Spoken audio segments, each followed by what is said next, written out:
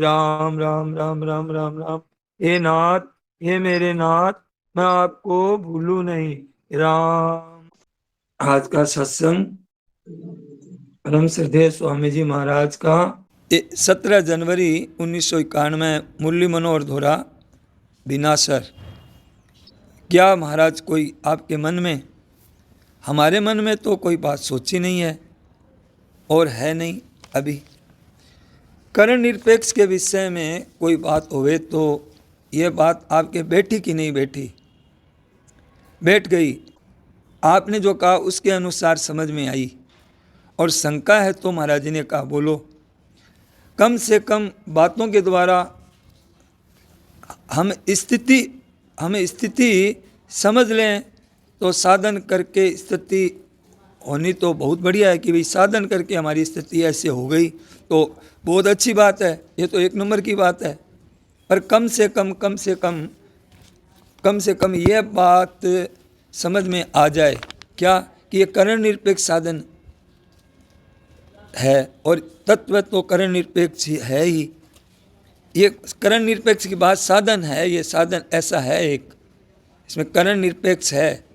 और करण सब तो प्रकृति है, जितने भी करण हैं हमारे पास में, मन बुद्धि और अहंकार, ये सब करण है, प्रकृति के अंतर्गत है ये सब, मन बुद्धि इंद्रियां शरीर आदि।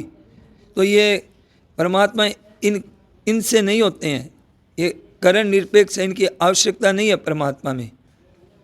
इसको कहते हैं करण निरपेक्ष, यानी शरीर मन बुद्धि इंद्रियां ये सब है ना, ये करण सापेक्ष है, और परमात्मा सापेक्ष नहीं है, करण निरपेक्ष है। तत्व क्या है कि ये जो करण है ना, ये प्रकृति के अंतर्गत है, ये प्रकृति के अंतर्गत है। और मतलब तत्व वो प्रकृति से अतीत है, गुणातीत है, प्रकृति से अतीत है, गुणातीत है, प्रकृति से अतीत। किंतु साधन भी ऐसा ही है, साधन भी ऐसा ही है। ध्यान दीजिए, आप लोगों को कोई शंका है तो बोलो भाई। अब महाराज जी विषय चला रहे हैं अपना, कि आपकी कोई शंका है तो बोलो भाई, पूछने का विषय हो तो वो पूछो आप। तो पूछा गया। अब महाराज जी अपनी तरफ से कोई बात करते हैं, अपनी तरफ से कहते हैं कि मेरे को कल बात चली थी, करणों का उपयोग संसार के संबंध विच्छेद के लिए है। ध्यान देना आप लोग, करणों का उपयोग संसार के संबंध विच्छेद के लिए है, ये बात तत्व प्राप्ति के लिए नहीं है। ध्यान देना, प्रश्न फिर दीजिए, फिर बोल रहा हूं मैं। कल बात चली थी, करणों का उपयोग, जो हमारे पास करण है, मन बुद्धि इंद्रियां आदि है करण, ये करण संबंध विच्छेद के लिए है, तत्व प्राप्ति के लिए नहीं है।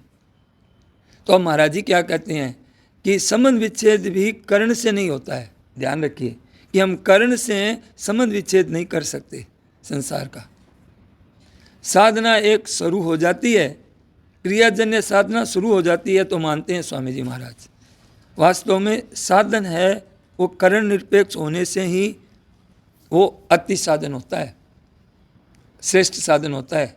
मानो आसुरी संपत्ति हटाने के लिए, आसुरी संपत्ति हटाने के लिए जो क्रिया की जाती है, उसमें क्रिया हो सकती है काम की, क्रिया तो काम की हो सकती है, लेकिन मतलब क्रिया से क्रिया को नहीं हटाया जा सकता। करण से मतलब है कि करण से क्रिया को नहीं हटाया जा सकता। कैसे हटाया जा सकता है बताओ आप? महाराज जी ने कहा ये जो हम क्रिया का क्षेत्र है ना, जो भी करते हैं क्रिया का क्षेत्र, कि ऐसे करने से हम परमात्मा की प्राप्ति होगी, ये जो क्रिया का क्षेत्र हमने मान रखा है ना, महाराज जी ने कहा बहुत नीचा है, बहुत नीचा है, ये बहुत नीचा है ये, और बहुत छोटा है, वो नहीं है ये क्षेत्र। अब महाराज जी ये बात कहने के बाद में इसको आप रोक देते हैं बात को, और फिर अपनी दूसरी बात कहते हैं कि कल एक सज्जन मेरे को मिले थे, तो उन्होंने एक प्रश्न किया कि सज्जन और साधु में क्या भेद है। एक सज्जन होता है, महाराज जी कहते हैं यहाँ आए हैं सब सज्जन सज्जन पुरुष आए हैं, ये सज्जनों की बात कल मैंने सुनी, सज्जन, ये सज्जन सज्जन महाराज जी कहते हैं, तो ये सज्जन का अर्थ क्या है महाराज जी? आप क्या अर्थ लगाते हैं सज्जन का अर्थ? तो एक मेरे को कल किसी सज्जन ने पूछा कि साधु में और सज्जन में क्या भेद है, कि ये सज्जन आदमी है और ये साधु आदमी, इसमें क्या भेद है? ये हमारे काम की बात है। तो हम सज्जन हैं कि साधु हैं कि क्या हैं हम लोग? तो सामान्य रीति से जो रात दिन जो भोगों में, सामान्य रीति से रात दिन भोगों में और संग्रह में लिप्त है, सुबह से शाम तक धन हाय धन, रात दिन लगा है रुपया संग्रह करने में और भोग भोगने में, भोग भोगना चाहता है, लिप्त है भोगों में, भोगों की मन में रहती है, बना रहता है भाव भोगों का, विषयों का, इनका चिंतन होता रहता है, वो इसमें मतलब लिप्त रहता है। जिन्होंने कामोपभोग परमा एतावदिति निश्चिता, जिन्होंने ये कह दिया कि काम भोग बस, अब क्या है कि कामोपभोग परमा एतावदिति निश्चिता, वे सज्जन नहीं है, सज्जन वाली कैटेगरी में नहीं है वो। सज्जन वे हैं जो कहते हैं कि अच्छे आचरण करो, अच्छा व्यवहार करो, अच्छे भाव रखो, सबसे प्रेम रखो, सबका हित हो, ऐसा विचार करने वाले वे सज्जन हैं। लेकिन सज्जन में एक कमी क्या होती है वो बताते हैं, उनका एक निश्चय नहीं होता है परमात्मा प्राप्ति का, इसलिए वह सज्जन सज्जन ही रह जाते हैं। परंतु मेरा कल्याण हो जाए, मेरा उद्धार हो जाए, तत्व की प्राप्ति हो जाए, भगवान में प्रेम हो जाए, भगवान के साक्षात्कार दर्शन हो जाए, ऐसा भाव रखते हैं, वो कौन होते हैं? वो साधक होते हैं। वो भाव साधक रखते हैं, ये साधक रखते हैं, ये मन में आई आज, वो साधन करने वाले हैं। तो साधन करने वाले हैं, तो साधन करने वाले होते हैं, वे सज्जन भी होते हैं, सज्जन ही होते हैं। सज्जन होते हुए भी, सज्जन होते हुए भी साधन करते हैं, तो साधन की लगन चाहिए। तो साधक को साधन की लगन चाहिए कि तत्व की प्राप्ति कैसे हो, उसमें देरी हो रही है, जिसमें उनके व्याकुलता उतनी चाहिए कि प्रभु की प्राप्ति कैसे हो, कैसे करूं, कहाँ जाऊं, किससे पूछूं, तत्व ज्ञान, भगवान के दर्शन कैसे हो, मेरा जीवन का समय जा रहा है, कीमती समय जा रहा है, वापस आएगा नहीं, अब क्या करूं, भगवान का आश्रय कैसे प्राप्त करूं, संसार का आश्रय आशा छूटकर केवल भगवान की प्राप्ति कैसे हो। हम देखो भजन साधन तो करते हैं, पर आग नहीं निकलती है, भीतर में व्याकुलता नहीं होती है। सत्संग में भी आते हैं, सत्संग भी करते हैं, लेकिन छटपटाहट नहीं होती है। तो छटपटाहट है, ये चीज़ बड़ी है कि क्रिया बड़ी है। क्रिया तो महाराज जी ने कहा बहुत नीची है। आश्रय छूटकर केवल भगवान की प्राप्ति कैसे हो, ऐसे जिसके लगन हो जाती है ना, वो साधक होता है। साधकों में ये बात होती है कि वे असाधन नहीं रखते, ये भी होती है, असत्य भाषण नहीं करना है, किसी को दुख ना पहुंच जाए। असाधन, साधन तो देखिए, असाधन नहीं रखते वे। असाधन, साधन तो कल कहा था कि ये दोनों सब में रहते हैं, असाधन और साधन तो सब में रहते हैं, कसाई से कसाई में भी रहते हैं। बड़ा भारी पापी है ना, उसमें भी साधन का अंश तो रहता ही है, क्योंकि परमात्मा का अंश है वो, तो साधन तो रहता है। तो पारमार्थिक बात के बिना तो कोई मनुष्य होता ही नहीं। भीतर में थोड़ी दया तो रहती है, क्योंकि परमात्मा का अंश है। असत्य से असत्य बोलने पर भी सत्य का भाषण उसमें रहता ही रहता है। जितनी पारमार्थिक बातें हैं ना, उन बातों से वो सर्वथा रहित नहीं हो सकता कोई भी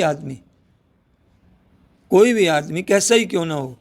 मानो दुर्गुण दुराचार से रहित हो सकता है, पूरा दुर्गुण दुराचारों से पूरा रहित हो सकता है, पर सद्गुण सदाचारों से मतलब ये रहित कोई नहीं हो सकता। दुर्गुण दुराचारों नहीं रहते, यह बात तो हो सकती है, पर केवल दुर्गुण दुराचार ही रहे ये हो नहीं सकता, ये संभव नहीं है। परमात्मा का अंश है ना, परमात्मा का अंश है, इस तरफ प्रकृति का, एक प्रकृति का अंश है और एक तरफ परमात्मा का अंश है। तो प्रकृति के अंश की मुख्यता रहने से दुर्गुण दुराचार रहते हैं, क्योंकि प्रकृति की मुख्यता रहने से, उनको महत्व देने से तो दुर्गुण दुराचार होंगे ही। क्यों पैसा कमाओ, कितना ही पाप करो, भले पैसा तो आना चाहिए, तो क्यों मुख्यता संसार की हो गई, अब पाप होंगे ही। और परमात्मा प्राप्ति का ही उद्देश्य होता है। उसमें दुर्गुण दोचार मिट जाते हैं और परमात्मा की प्राप्ति होती है। तो उसमें दोष रहता नहीं। देखिए, दो चीज़ ध्यान देने की है। हेतु रहित जग जुग उपकारी, तुम तुम्हार सेवक असुरारी। एक तो भगवान और एक भगवान के सेवक, दोनों का आना दर्जा ऊंचा हो जाता है। और यहाँ तक कहा है कि महाराज जी ने कहा कि मैंने गीता दर्पण में लेख लिखाया है। क्या लेख लिखाया? एक लेख का नाम है मम सा धर्म्य मागता। मेरा जो सेवक है मेरी सहधर्मीयता को, मेरी एकता को प्राप्त हो जाता है। और ऐसे महाराज जी ने कई दृष्टांत, कई श्लोक कहे हैं गीता जी के। उसमें कहा है कि भगवान कहते हैं कि मेरे लिए कोई कर्तव्य नहीं है, न मे पार्थास्ति कर्तव्यम त्रिषु लोकेषु किंचन है। और सेवक के लिए कहा है, क्या कहा है कि आत्मनेव आत्मना तुष्ट है तस्य कार्यम न विद्यते। कोई कर्तव्य रहता ही नहीं सिद्ध के लिए, तो दोनों एक हो गए ना। और भगवान कहते हैं कि मेरे लिए प्राप्त होने योग्य कोई भी वस्तु नहीं है। भगवान कहते हैं न मे पार्थास्ति कर्तव्यम त्रिषु लोकेषु किंचन है। कहते हैं मेरे लिए कोई वनान वाप्तम अवाप्तव्यम वर्त एव च कर्मणि। मेरे लिए कोई वस्तु अप्राप्य नहीं है। तो भगत के लिए भी क्या कहते हैं? नैव तस्य कृतेनार्थो ना कृतेन कस्य न चासु न चास्य सर्वभूतेषु न चास्य सर्वभूतेषु कश्चिदर्थ व्यपाश्रय। वह उसके लिए भी वो कोई प्राप्त ऐसी वस्तु नहीं है जो उसको प्राप्त नहीं है। अब बात कहते हैं और क्या सहधर्मीयता है कि भगवान कहते हैं कि मैं सावधान होकर कर्म करता हूँ, मैं सावधान होकर कर्म करता हूँ कि ये दुनिया, अगर मैं सावधान होकर करते हुए कर्म नहीं करूँ तो ये दुनिया तो नष्ट भ्रष्ट हो जाए। मैं संकरता को उत्पन्न करने वाला हूँ, सब जगह विक्षेप हो जाएगा, व्यवस्था ही नहीं रहेगी तो कैसे होगा। तो सारी व्यवस्था भगवान करते हैं। तो मैं सारा काम व्यवस्थित रूप से मेरे द्वारा होता है तो करने वाला बनूँ। कहाँ कहते हैं भगवान? यदि ही अहम न वर्तेयम जातु कर्मण्य तैन्द्रित मम वर्तमानु वर्तन्ते मनुष्य पार्थ सर्वस है। उसी देयुरिमे लोका न कुर्यम कर्म चेद हम। भगवान के द्वारा कर्तव्य या कर्म न करने से होने वाली हानि का वर्णन 3 अध्याय के 23वें-24वें श्लोक में बताते हैं। और महापुरुषों के लिए क्या बताते हैं? महापुरुषों के लिए भी भगवान ऐसी आज्ञा देते हैं कि तुम भैया तत्परतापूर्वक अपने कर्तव्य कर्म में लगा रहे। ज्ञानी महापुरुष के लिए भी भगवान ये आज्ञा देते हैं। क्या कहते हैं? सक्ता कर्मण्य विद्वांसो यथा कुर्वन्ति भारत है कुर्यात विद्वांसता सक्ता चिकीर्षु लोक संग्राम। ये भगवान कहते हैं। तो अब क्या कहते हैं? और सहधर्मीयता क्या बताई कि सब कुछ करते हुए भी अकेले ही जान मेरे कोई, यानी भगवान कहते हैं कि मैं करता नहीं बनता हूँ। मैं किसी काम का, किसी कर्म का मैं करता नहीं बनता हूँ। चातुर्वर्ण्यम मया सृष्टम गुण कर्म विभाग से तस्य कर्तारम अपिमाम विद्या कर्तारम अप्यम तस्य कर्तारम अप्यम विद्या कर्तारम अप्यम। भगवान कहते हैं कि मैं निष्प्रिय, मेरे में कोई स्पृहा नहीं है। और क्या कहते? नहीं, पहले ये कहते हैं, भगवान कहते हैं कि मैं करता रहता हूँ। इतना चातुर्वर्ण्य मया श्रेष्ठ में अनंत सृष्टियों की रचना करता हूँ, पर मैं करता नहीं बनता। वहाँ करता नहीं बनता। तो महापुरुष में भी ऐसा नहीं होता है। महापुरुष के क्या करते हैं? त्यक्त्वा कर्म फलासंगम नित्य तृप्तो निराश्रय कर्मण्य भी प्रवृत्तोपि नैव किंचित करोति स। ये महापुरुष के लिए भी आया है। तो भगवान की उनकी सहधर्मियता हो गई। तो अब कहते हैं, भगवान कहते हैं कि मेरे को कर्म लिप्त नहीं करते। भगवान कहते हैं न माम कर्माणि लिम्पन्ति और न मे कर्म फले स्प्रिया। मेरे कोई स्पृहा नहीं है, इच्छा नहीं है, कोई प्रकार की स्पृहा भी नहीं है कि ये तो ज़रूरत है मुझे, ये तो ज़रूरत है, ऐसी मुझे स्पृहा भी नहीं है। तो महापुरुष में भी ऐसा ही आता है कि महापुरुष क्या करते हैं कि यस्य नाहंकृतो भाव और बुद्धि यस्य न लिप्यते। उनके भी ऐसा ही है। तो उनकी भी बुद्धि नहीं होती और उनकी कर्म फल में स्पृहा भी नहीं होती है। कहते हैं महापुरुष के लिए भी कहते हैं दुखे स्वनु दिग्न मना सुख के सुविगता स्प्रिय। उनके भी होती है। और के अवियाय कामान्य सर्वान पुमांसरति निष्प्रिय, तो ये उनके भी स्पृहा भी नहीं होती है। भगवान के भी कहते हैं मेरे भी नहीं होती है। और भगवान का स्वभाव में क्या है कि प्राणी मात्र के सूर्द है भगवान, ये गीता में है, सूर्दम सर्वभूतानाम। सो भगवान कहते हैं, तो महापुरुष भी दो जगह आया है, लभंते ब्रह्म निर्वाण मृष्य क्षीण कलमसा छिन्न द्वेदा यतात्मान सर्वभूति ते रता सन्नियमेन्द्रिय ग्रामम सर्वत्र सन्नियमेन्द्रिय ग्रामम सर्वत्र समदर्शन ते प्राप्नुवन्ति मामेव सर्वभूति ते रता। तो ये सहधर्मिता होगी भगवान की, उनकी। और भगवान अपने को क्या कहते हैं कि तीनों गुणों से अतीत बताते हैं। भगवान कहते हैं, क्या कहते हैं भगवान कहते हैं, त्रिवीर गुण मयिर भावई रे भी सर्वमिदम जगत, त्रिवीर गुण मयिर भावई रे भी सर्वमिदम मोहितम ना भी जानाति, मैं इसमें तीनों गुणों में मोहितम ना भी जानाति मामे बे परमभ्यम। और महापुरुषों के लिए भी क्या कहा गया है कि महापुरुषों के लिए भी कहा गया, माना अपमानयो तुल्य मित्रारिपक्षयो सर्वारंभ परित्यागी गुणातीत से उच्यते। महापुरुष के लिए भी ये बात कही गई है। तो कहने का मतलब क्या है, और भगवान कर्मों में आसक्ति नहीं रहते हैं, भगवान किसी कर्मों में आसक्त नहीं रहते हैं, वो उदासीन है, वदासीन है, उदासीन की सहदृश से स्थित रहते हैं, तो उन्हें कर्म नहीं बांधते। तो भगवान कहते हैं कि मेरे भी ऐसे ही है, वो दोनों में एक सा है, न च माम तानि कर्माणि निबध्नन्ति धनंजय। तो महापुरुषों में भी क्या कहते हैं, उदासीन वदासीन हो गुणैर्यो न विचाल्यते गुणावर्तन्ते इत्येव यो व तिष्ठति निंगते। तो भगवान की दृष्टि में भी क्या है, एक सत्य है और एक असत्य में ही। तो भगवान क्या कहते हैं, सत्य और असत्य मैं ही हूँ। भगवान कहते हैं सत्य और असत्य मैं ही हूँ। तपाम्यहम वर्षम निगृणात् मिश्रजामि च अमृतम चैव मृत्युस्य सद सच्चा हम अर्जुन। सत्य भी मैं हूँ, असत्य भी मैं हूँ।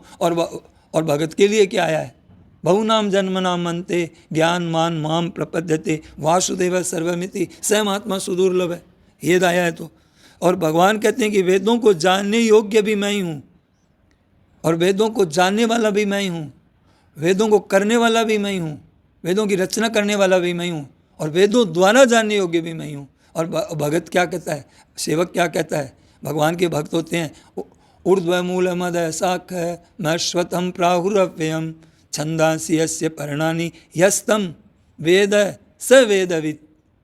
तो हो गया ना। तो ये देखिए इसमें क्या है, महापुरुषों की और जो परमात्मा की, इनमें साथ धर्मियता होते हुए भी महापुरुषों और भगवान में अंतर है।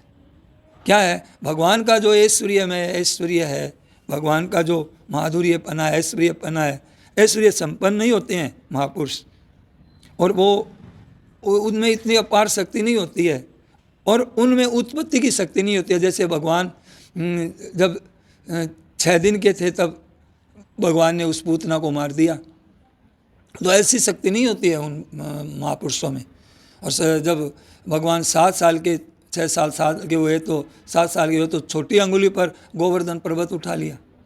तो ये विलक्षणता महापुरुषों में उत्पत्ति की, पालन की और संहार की, ये महापुरुषों में सहधर्मियता नहीं होती है, तो महापुरुषों के द्वारा नहीं होती। तो भगवान और महापुरुषों के लक्षणों में कहने का क्यों ये बात प्रसंग चलाई महाराज जी ने, कि कहने का मतलब है कि भगवान और महापुरुषों का जो स्वयं धर्मियता बताने का तात्पर्य है कि अनादिकाल से, देखिए ध्यान दीजिए, बहुत बढ़िया बात बताई कि अनादिकाल से हम लोग स्वर्ग में, नरक में, 84 लाख योनियों में, भूत प्रेत योनियों में हम लोग भटक रहे हैं।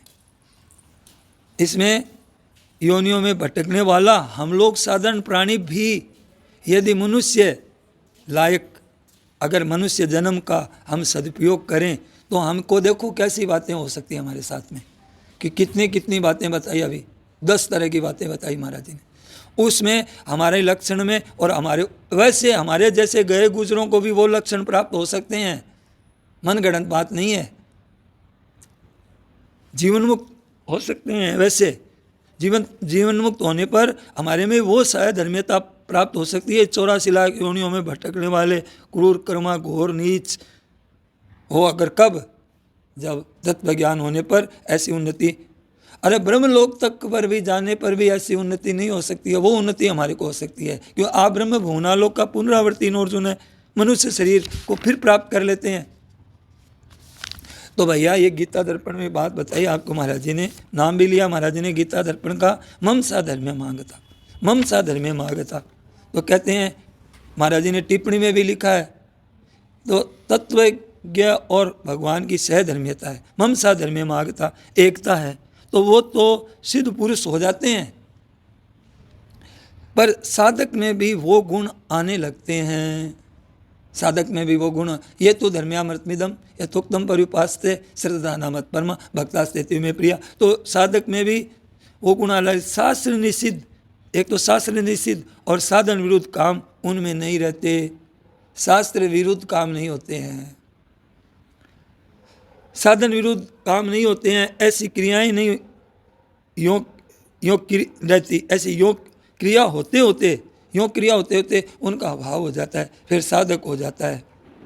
जब तक निश्चित कर्म भी करता है, जानकर भी करता है, और आदत से में भी ऐसी आदत पड़ी हुई है निश्चित कर्म करने की, और जानकर भी करता है, तो वो साधक ठीक नहीं है। साधक क्या, सिद्ध तो सिद्धक तो दूर रहा, साधक ठीक रहे तो उसमें प्रवाह से पुरानी आदतें हैं, समझिए हमारी कोई पुरानी आदतें हैं, तो किसी अशुद्धि कामना के बस में होने से उसमें कुछ दुराचार मतलब आ जाते हैं, हो जाता है, परंतु दुराचार से उसके भीतर में होने पर भी उसके भीतर में जलन पैदा हो जाती है, ये कैसे हो गया मेरे से, बहुत दुख होता है उसको। तो उसमें दुख होता है ना, तो वो दुख होता है तो वो उसको वो सुहाता नहीं है, ये बात है। साधन और असाधन रहता है, तो हर एक आदमी में साधन और असाधन तो हर एक आदमी में रहता है, कोई ऐसा है नहीं जिसमें साधक का अंश न हो, ऐसा कोई नहीं है संसार में, ऐसा कोई नहीं हो सकता। क्यों? परमात्मा का अंश है ना। साच की बोलना है, साच बोलना है और झूठ भी बोलना है, ये तो सब में रहते हैं। साच बोलना है, झूठ बोलना है, ये तो सब में रहते हैं, पर केवल झूठ ही बोलना है ये रह नहीं सकता, ये रह ही नहीं सकता। केवल मुझे हत्या ही हत्या करनी है तो हत्या ही हत्या करनी है, ये नहीं रह सकता। मैं चोरी करूंगा तो कहीं ना कहीं तो छोड़ेगा ही, हत्या ही हत्या करनी है मुझे, तो अपने बच्चों को थोड़ी मार देगा, तो कहीं तो छोड़ेगा, तो हत्या ही हत्या का काम तो सिद्ध नहीं हो सकता। मुझे चोरी करनी है तो कहीं तो साहूकार रहेगा, तो ये नहीं हो सकता कि मुझे चोरी करनी है, मुझे झूठ ही झूठ बोलना है, ये नहीं रह सकता। केवल दूसरों का मुझे अपकार ही अपकार करना है, मेरे केवल दूसरों की निंदा ही निंदा करनी है, तो केवल ये रह नहीं सकता, नहीं रहेगा।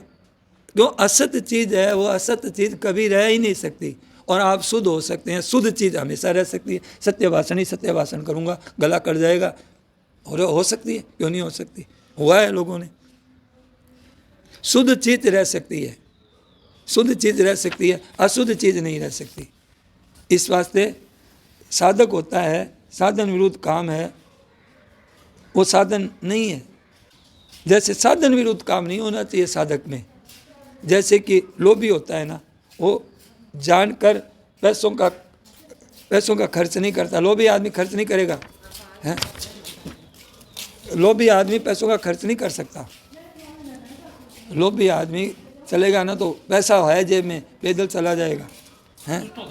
हाँ, और रोटी जितना खर्च करेगा तो दुख होगा उसको। कंजूस आदमी है ना, होगा खर्च करना पड़ता है, हाँ, तो उसका है ना दुख होता। तो ऐसे ही जैसे लोभी की बात दृष्टांत देख करके समझाते हैं कि उसको पैसा खर्च करने में दुख होता है, ऐसे साधक होता है उसको मर्यादा विरुद्ध शास्त्र विरुद्ध काम हो जाता है, उसके हृदय में जलन होती है लोभी की तरह। कभी परिस्थिति में कोई पुरानी आदत से कभी कोई हो जाएगा तो उसको चैन नहीं पड़ेगा बेचारे को, वो बड़ा दुखी हो जाएगा कि ऐसे कैसे हो गया, उसमें दुख होगा, फिर ठहरेगी नहीं चीज़। और सज्जन आदमी के दुर्गुण दुराचार की बात हो जाए तो इतनी खटकेगी नहीं, इतना फर्क है सज्जन में और साधक में, ये फर्क है। साधु है तो भाई सज्जन आदमी होते हैं ना, उसके इतनी खटकती नहीं है, दुर्गुण दुराचार हो गया, झूठ बोल दिया ऐसे बेपरवाह कर देगा, लेकिन उसको छोटी सी भी भूल उस साधक के है ना बड़ी खटकेगी, वो बड़ा दुख होगा, उसको बड़ी चिंता होगी, इतनी खटकेगी नहीं। और मर्यादा पर चलना चाहते हैं और अच्छा समझते हो, पर साधक के बहुत खटकेगी। वो जितनी अधिक खटकेगी ना वो उतना ही ऊंचा अधिक बढ़ेगा। छोटी सी भूल भी है, मतलब वो कहते हैं सूरदास जी गए कुटिल खलुकामी। अब छोटी सी सफ़ेद कपड़े में है ना, छोटा सा भी काला छिंटा लगाओ ना, वो खटकेगा वहाँ पे। और काले में है ना, कितना ही एक पाव तेल डाल दो काले कपड़े में, पता ही नहीं चलेगा। तो ऐसे है ना, जितनी खटकेगी ना हमें अपनी जो मतलब विरुद्ध चेष्टा शास्त्र विरुद्ध मर्यादाहीन, वो उतना हम ऊंचा उठेंगे तो, और फिर मिटती जाएगी और साधन ठीक होने पर सिद्ध हो ही जाएगा। ठीक साधन हो जाएगा तो वो सिद्ध हो ही जाएगा। ये बात अभी साधन में साधन दोनों रहने पर साधक होता है। असाधन रह जाता है ना, रखता नहीं है, तो वो ऐसे टिक नहीं सकता उसके पास में। इस वास्ते हर एक साधक को ये असाधन हमारे में कैसे रह गया, ये असाधन हमारे मैं हमसे सत ऐसे थे भाषण कैसे हो गया, बड़ी दुख पाता है, वो दुख होता है, खटकती है उसको। साधन विरुद्ध शास्त्र विरुद्ध काम मैं कैसे कर सकता हूँ, मैं कर ही नहीं सकता है। वो हो जाता है तो दुख होता है, जलन होती है, उसको दुख होता है। 2-4 बार हो जाए फिर नहीं होती है, 2-4 बार हो गया फिर कैसे होगी। ये जो साधन का रूप बता रहे हैं ना, आप महाराज जी से प्रश्न किया कि महाराज जी आप ये साधन का रूप बता रहे हैं, आप इसमें तो महाराज जी करण सापेक्ष की झलक दिख रही है महाराज जी हमें। आप कहते हो कि तत्व करण निरपेक्ष है, पर आप अभी जो अभी साधन बता रहे हैं इसमें तो करण निरपेक्ष करण सापेक्ष की झलक दिख रही है। महाराज जी झलक दिख रही है तो कोई हर्ज नहीं है, करण रह जाए तो कोई हर्ज नहीं है, क्योंकि असाधन रहता है ना तो करण की अपेक्षा रहती है। अपेक्षा मतलब जरूरत रहती है। असाधन रहता है ना तो अब हमारे को गिलानी हुई, समझिए गलत किया हमने, तो किस में, करणों में ही तो हुई, मन में बुद्धि में ही तो हुई विकार। तो आप जो कह रहे हैं इसमें झलक आती है, तो महाराज जी के झलक आने पर भी क्या कहते हैं महाराज जी कि झलक आने पर भी करण की अपेक्षा रहती है, स्वीकार नहीं करता करण को, वो रहती है, मन बुद्धि में आती है, बड़ी छटपटाहट होती है, बड़ी बेचैनी होती है। अच्छा, करण की मतलब अपेक्षा तो रहती है, पर तब तक साधन रहता है, और इसमें जीती करण की अपेक्षा करता जाता है तो उसमें मिटती चली जाती है। फिर वो साधक ऊंचा उड़ता चला जाता है। फिर वो भूल होती नहीं है उससे। भूल कैसे होगी भाई, कल मिलोगे क्या आप, हाँ कल मिलने का विचार है, ऐसे नहीं कहेगा आप कल मिलूंगा ही, क्यों कल को मिले ना मिले, शरीर रहे ना रहे। तो ऐसे उससे फिर भूल नहीं होती है। हर काम में पहले होशियारी आती है, फिर शब्द आते हैं। पहले विचार होता है हर चीज़ का, फिर आगे की सोचते हैं। हर चीज़ के विषय में बहुत गहरी सोच रहती है। 100 दिनों बाद में मेरी बात का क्या असर होगा, 1000 दिन बाद में, 1,00,000 दिन बाद में, उसमें हर तरह की विचारधारा मौजूद रहती है। साधक साधन बन करके साध्य होता है। साधक साधन बन करके साध्य होता है, ये क्रम है उसका। साधन पहले साधक होता है, फिर साधन होता है, फिर साधन ही नहीं रहता। साधन करते हुए साधक शब्द का नहीं रहता, फिर साधन ही साधन रहता है। साधन ही साधन रहता है। पहले साधक होता है कि मैं साधक हूँ, फिर साधन ही साधन होता है। फिर क्या होता है, फिर साध्य ही साध्य होता है। फिर मिलता ही नहीं है, न साधन मिलता है न साधक मिलता है, तो सिद्ध होता है। तो करण की अपेक्षा नहीं होती, करण की अपेक्षा नहीं मानता है वो। करण के द्वारा, हाँ करण का उपयोग ले लेता है, दुख कर लेता है। करण में दुख होता है, करणों में दुख कर लेता है कि अरे ये मेरे से भूल हो गई तो बहुत बड़ा। तो ऐसे वो जड़ के द्वारा चिन्मय तत्व की प्राप्ति नहीं होती। जड़ के त्याग से होती है। जड़ का त्याग करण से नहीं होता है स्वयं। तो करण सापेक्ष होगा, उसकी जड़ की आवश्यकता रहेगी, करण की आवश्यकता रहेगी उसको अवलंबन। क्या देखिए, ध्यान दीजिए कि करण की आवश्यकता रहेगी तो उसका अवलंबन करेगा तो तत्व की प्राप्ति मुश्किल हो जाएगी। थोड़ा भी आश्रय रहेगा मन का, बुद्धि का, इंद्रियों का, शरीर का, अपने साधन का, भजन का, थोड़ा सा भी शरीर के द्वारा होने वाली क्रिया का, कोई भी सेवा का, चाहे कुछ भी हो, थोड़ा सा भी आश्रय रहेगा तो बड़ी मुश्किल हो जाएगी। तो इसमें ये कहते हैं कि भाई शंका करो, महाराज जी ने कहा शंका करो। तो बहुत सज्जन हो गए हैं जो साधक कहलाते हैं और सिद्धि चाहते भी हैं, पर उनमें मन में जची हुई है कि मन बुद्धि के बिना साधन नहीं होता है। अब उनका क्या किया जाए? अब प्राय लोगों को 99% जची हुई है। 99 क्या समझ लिए? 99 और फिर 99 पॉइंट। हाँ, तो ऐसे जची हुई है कि मन के बुद्धि के बिना साधन नहीं होता है। इससे ही मन के बिना कैसे साधन होगा, बुद्धि के बिना कैसे साधन होगा? इनके द्वारा ही भजन साधन होगा। तो महाराज जी कहते हैं इनसे ही साधन होता है। ऐसे समझने वालों को करण का पीछा कैसे छूटेगा, और करण का पीछे छूटे बिना तत्व प्राप्त होगा नहीं, वर्षों बीत जाएंगे। इस वास्ते जल्दी तत्व ज्ञान होता नहीं है। क्यों नहीं होता? इसलिए नहीं होता है, दुर्बलता इस वास्ते ही है उस तत्व की कि मन में ये क्या जची हुई है, कि मन में जची हुई है कि मन बुद्धि से साधन होता है। हम लोग के यही जची हुई है, मन लगाएंगे, बुद्धि लगाएंगे। परमात्मा में मन बुद्धि कहाँ से लगेंगे बताइए? मन बुद्धि से कभी साधन नहीं हो सकता। साधक स्वयं होता है, ध्यान दीजिए। साधक मन बुद्धि नहीं होता है, साधक होता है स्वयं। और साधक होता है निरपेक्ष, दिखता नहीं है साधक। साधक कोई स्त्री पुरुष का नाम नहीं है। साधक निरपेक्ष होता है, उसके भीतर में विचित्र बात रहती है कि वो स्वयं चाहता है। अब वो स्वयं चाहता है, अब उसमें न तो समय है। अब दुराचारी के भी अगर ये समझ में आ जाती है उसको तत्काल प्राप्ति हो जाती है।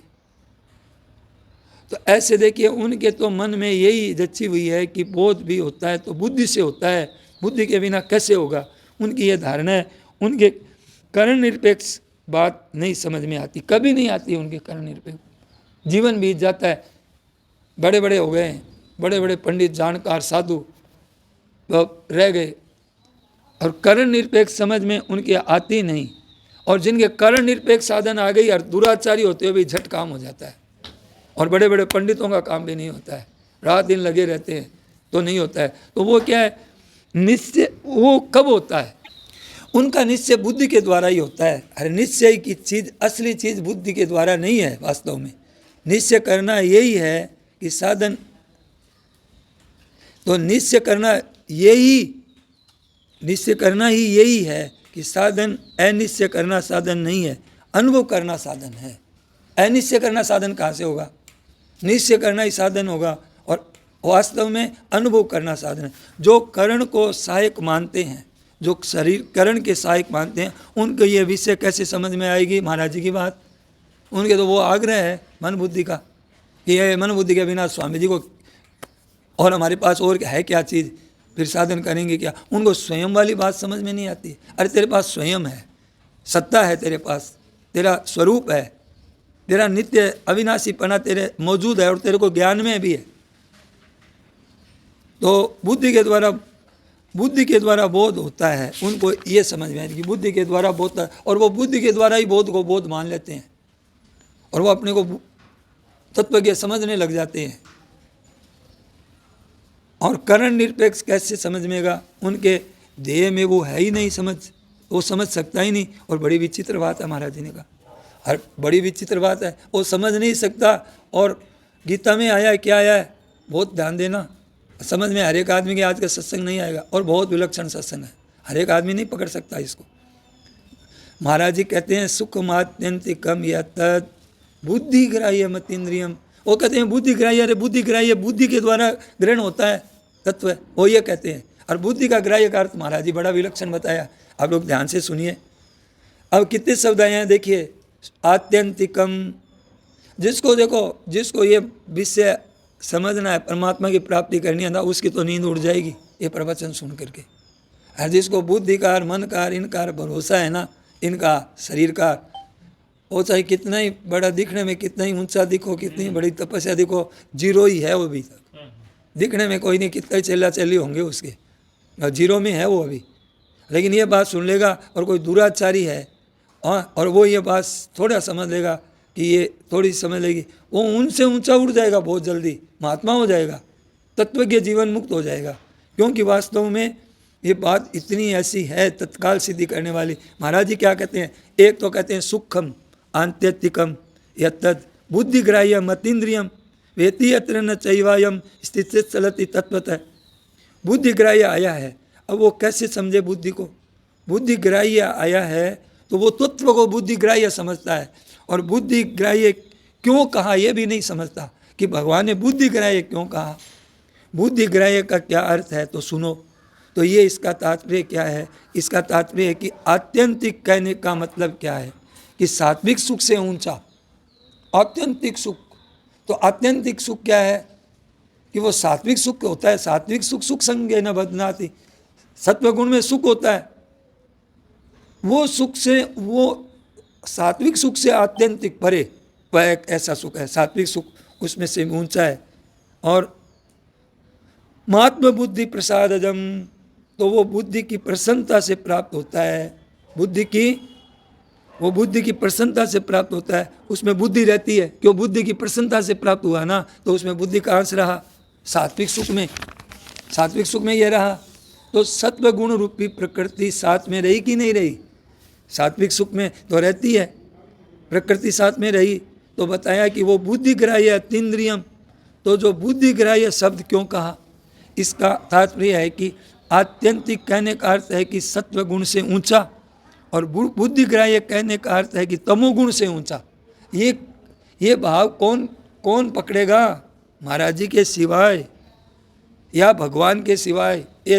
ये कोई टीकाकारों ने कोई बात नहीं पकड़ सके।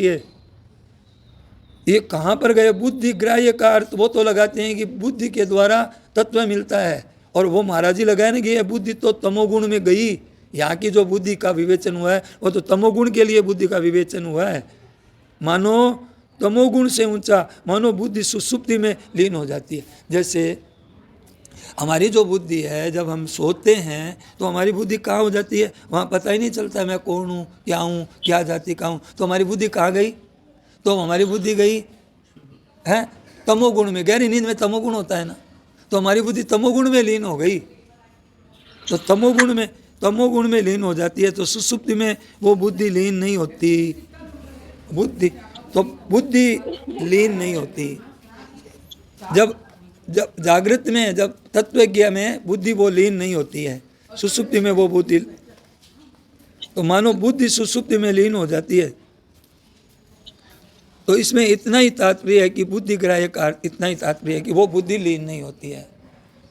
क्योंकि यहाँ जो प्रसंग चल रहा है उसमें कहा है कि मतलब सुखमात्यंतिकम यद बुद्धिग्राह्यम अतीन्द्रियम, तो वो बुद्धि सुसुप्ति में तो लीन हो जाती है, तमोगुण में चली जाती है। इसलिए बुद्धिग्राह्य का अर्थ यहाँ तमोगुण से है, पर वो जो तत्व के जीवन मुक्त में वो मतलब बुद्धि है वो जागृत रहती है और सुसुप्ति लीन नहीं होती है। तो फर्क होया ना, बुद्धि के द्वारा तत्व का अनुभव होता है, ये बुद्धिग्राह्य का तात्पर्य नहीं है। अब फिर कहते हैं आत्यंतिकम बुद्धिग्राह्यम अतीन्द्रियम, इंद्रियों के द्वारा विषयों के द्वारा सुख होता है। इंद्रियों के द्वारा विषयों के द्वारा हमको सुख मिलता है कि नहीं मिलता है। तो आत्यंतिकम सुख, वो सुख ऐसा नहीं है, अतीन्द्रिय सुख है, ये इंद्रियों से होने वाला सुख नहीं है, जो राजस सुख से ऊंचा है। इसलिए यहाँ अतीन्द्रियम राजस सुख से ऊंचा है, तो यहाँ अतीन्द्रिय, तो तामस सुख से ऊंचा है। आत्यंतिक का अर्थ है सात्विक सुख से ऊंचा है। ये तात्पर्य इसका। कितना खुलासा है, कितना खुलासा है। बुद्धि मानो वहाँ बुद्धि जागृत रहती है, वहाँ बुद्धि लीन नहीं होती है। और उसमें बुद्धि ग्राह्य, मतलब वो बुद्धि ग्राह्य का मतलब यहाँ ये है कि उसमें बुद्धि जागृत रहती है।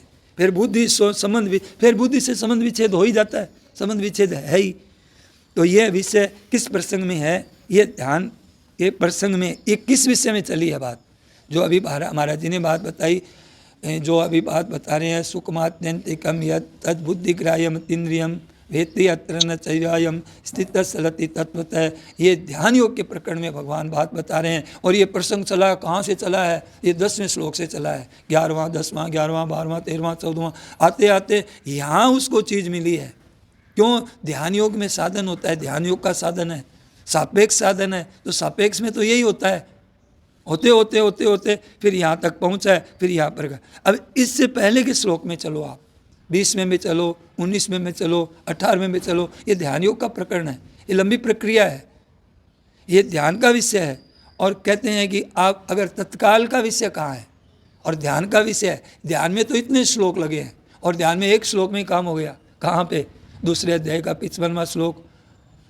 अर्जुन पूछते हैं कि स्थित प्रज्ञ से का भाषा समाधिस्थ से केशव।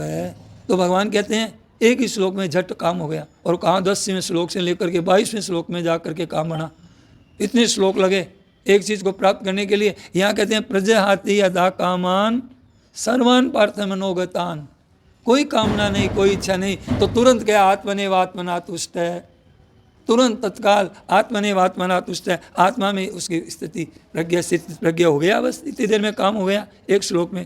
अब उसका विवेचन करते रहो, कैसे उठता है, कैसे बैठता है, कैसे चलता है, कैसे देखता है। तो आत्मनेव आत्मना तुष्ट है, तो ये कर्मयोग का है, ये विषय कर्मयोग का है, वो वहाँ ध्यान योग का है। वहाँ ध्यान योग में सापेक्ष साधन है, या कर्मयोग में निरपेक्ष साधन है। कर्मयोग, ज्ञान योग, भक्ति योग, तीनों साधन निरपेक्ष है। तो दोनों का श्लोक आप मिलान करो, दोनों का श्लोक आप मिलान करोगे तो क्या मिलेगा आपको? ये मिलेगा कि क्या कहेगा 18वें श्लोक में मिलेगा, 6ठे अध्याय के 18वें श्लोक में ध्यान योग का प्रकरण है। इसलिए इसमें कहा गया है कि वश में किया हुआ चित्त जिस काल में अपने स्वरूप में स्थित हो जाता है, वश में किया हुआ चित्त जिस काल में अपने स्वरूप में स्थित हो जाता है, स्वयं संपूर्ण पदार्थों से निष्प्रिय हो जाता है। और वहाँ क्या कहते हैं? वहाँ तो तुरंत कह देते हैं कि दुखे सुनो द्विग्नमना सुखे सुविकता स्प्रिय, स्प्रिय हो गया एकदम तत्काल। क्या हुआ? पहले का सूत्र बता लो कि ब्रजहाति यदा कामान सर्वान पार्थ मनोगतान, कोई कामना नहीं है, तो ऐसे निष्प्रिय हो जाता है, उस काल में वह योगी है, ऐसा कहा जाता है। दुखे सुनो द्विग्नमना सुखे सुविकता स्प्रिय, वीत राघव है, क्रोध है, स्थित धीर मुनि रुच्यते, उस काल में वह योगी है, ऐसा कहा जाता है। तो वहाँ का पर प्रसंग है। और फिर 55वें श्लोक में आते हैं दूसरे अध्याय के, जिस काल में साधक मन में आई हुई संपूर्ण कामनाओं को भली भांति त्याग कर देता है, संपूर्ण कामनाओं को भली भांति त्याग करता है और अपने आप में ही संतुष्ट रहता है। यस्तात्मरति रेवस्या, अपने आप में आत्मनेव आत्मना तुष्ट है, तो उस काल में वह स्थिर बुद्धि कहा जाता है। अब इसमें यही कहे गए, एक चीज़ कई काम हो गया, वो एक श्लोक में ही काम हो गया 55वें में। अब आगे कहा जाता है कि उसका विश्लेषण देख करके, अलग अलग विश्लेषण देख करके उनका विवेचन करते हैं। क्या कहते हैं? यहाँ पे फिर आते हैं 6ठे अध्याय के 18वें श्लोक में, फिर आए महाराज जी, कभी दूसरे अध्याय के 55वें श्लोक में जा रहे हैं और कभी 6ठे अध्याय के इन 18, 19, 20 और 21 को लेकर के ये विवेचन हुआ इतना। तो क्या कहते हैं कि 18, 19, 20 में ये पूर्वक प्रसंग है, आपस का है, ये एक ही प्रसंग चल रहा है, पूर्व का प्रसंग है, उसमें पूर्व का प्रसंग नहीं है। दूसरे अध्याय के 55वें श्लोक में तुरंत का प्रसंग है वहाँ पे। यहाँ यदा विनियतम चित्त आत्मन्यैव तिष्ठते, और निष्प्रिय सर्व कामे पे तो पहले वो होता है कि पीछे ये होता है। वहाँ पहले क्या होता है? ध्यान देना, पहले क्या होता है कि दूसरे अध्याय के 55वें श्लोक में कामनाओं का त्याग पहले होता है और स्वरूप में स्थिति झट हो जाती है।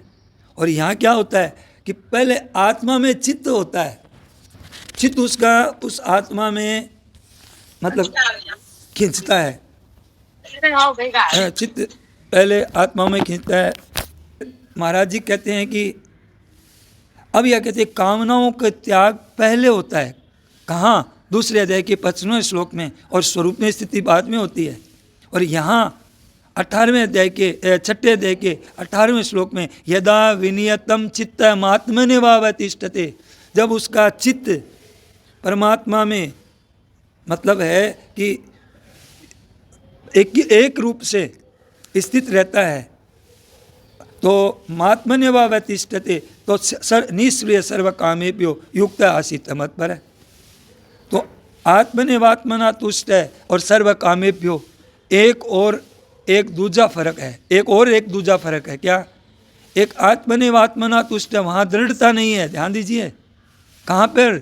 6ठे अध्याय के 18वें श्लोक में। और मन है परमात्मा में स्थित हुआ है, मन अभी वहाँ जड़ता है।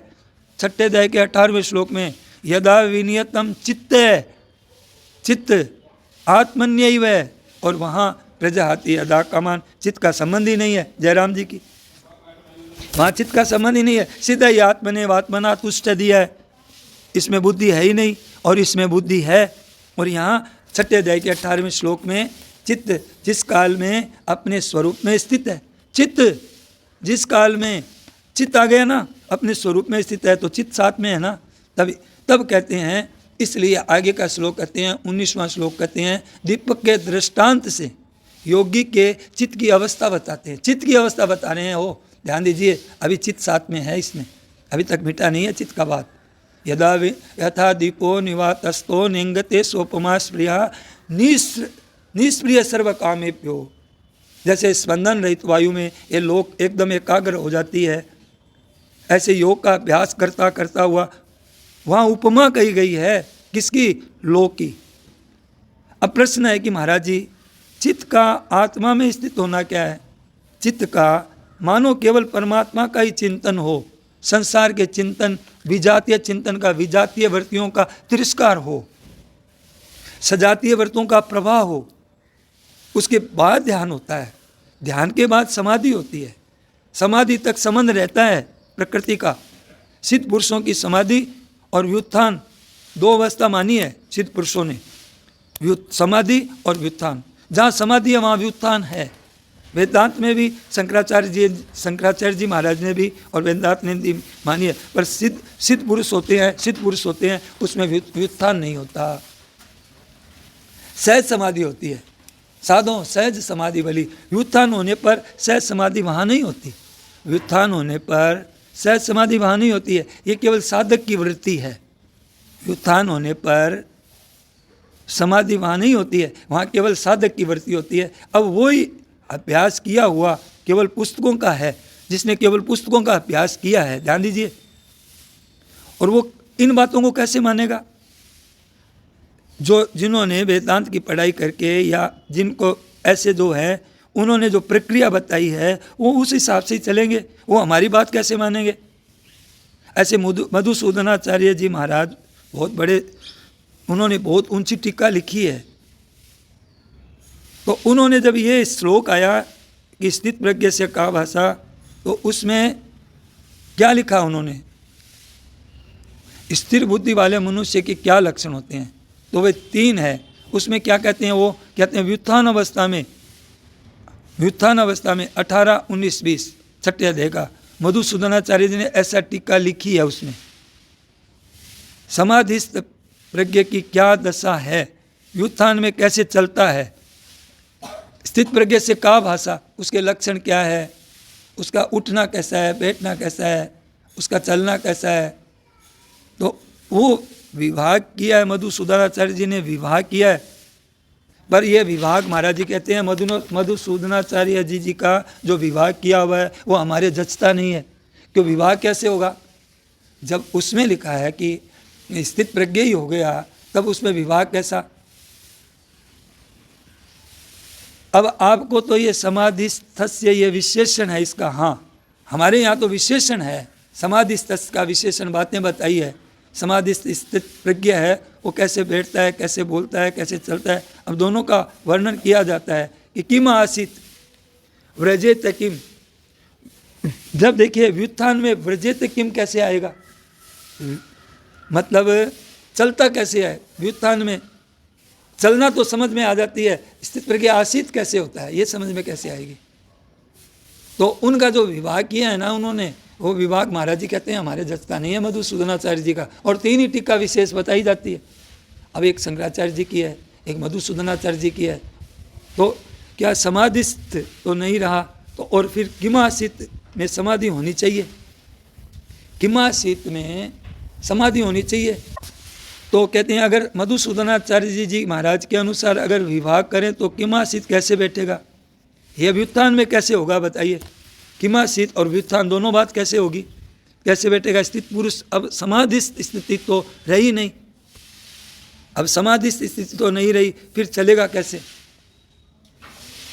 और चलेगा तो समाधिस्थ कैसे हुआ? तो मतलब महाराज जी कहते हैं कि चलना, उठना, बैठना स्थित प्रज्ञ का एक ही रूप रहता है, वो खाते हुए भी, पीते हुए भी, सोते हुए भी, जागते हुए भी वो एक रूप में रहता है, ये महाराज जी का कहना है।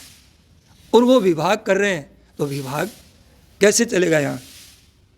तो ऐसे किम प्रभासेत है, यानी कि सब कुछ कार्य करते हुए भी वो मतलब स्थित प्रज्ञा अपनी स्थिति में ही रहता है, अपने घर में ही रहता है, और वो विभाग करते हैं। तो व्रजेत किम, ये दो व्युत्थान में बैठ जाएगी, एक दो चीज़ों में तो बैठ जाएगा उनका विभाग, पर सब चीज़ों में तो नहीं बैठेगा। युक्त आसित तो व्युत्थान में नहीं बैठेगा, किम आसित में समाधि ली जाए तो फिर ठीक बैठे। ये अपनी बैठी, अब हमारे महाराज जी कहते हैं हमारे बैठी नहीं बात। देखिए उत्तर भी समाधि फर्क नहीं आ रहा है, उत्तर भी समाधि में फर्क नहीं आ रहा है। प्रजाहाति यदा कामना का त्याग आया, फिर क्या तुरंत आत्मनेवात्मना तुष्ट तब स्थित प्रज्ञा होता है। तो अब कहते हैं कि दुखे सुनुद्विग्न मना, दुखों की प्राप्ति होने पर जिनके मन में उद्वेग नहीं होता, तो उद्वेग नहीं होता है तो वो एक रूप ही तो रहा वहाँ, मतलब उद्वेग नहीं होता है, कामना नहीं होती है, जिसके मन में स्पृहा नहीं होती है, सुखों की प्राप्ति होने पर स्पृहा नहीं होती कि और मिले, दुखों की प्राप्ति होने पर कि ये मतलब दुख क्यों आ गया, उद्विग्न नहीं होता है दुखों से, वो एक रूप रहा ना। इसमें विभाग कैसे आएगा बताइए? वीत राग भय क्रोध है, स्थित धीर मुनि रुच्यते, वीत राग भय क्रोध आदि में एक रूप रहा, कोई हलचल नहीं है, उद्वेग नहीं है, अशांत नहीं है। तो यह सर्वत्र अभिस्नेय तत्प्राप्य सुभाषभम नाभिनंत नैद्वेष्टि तस्य प्रज्ञा प्रतिष्ठिता।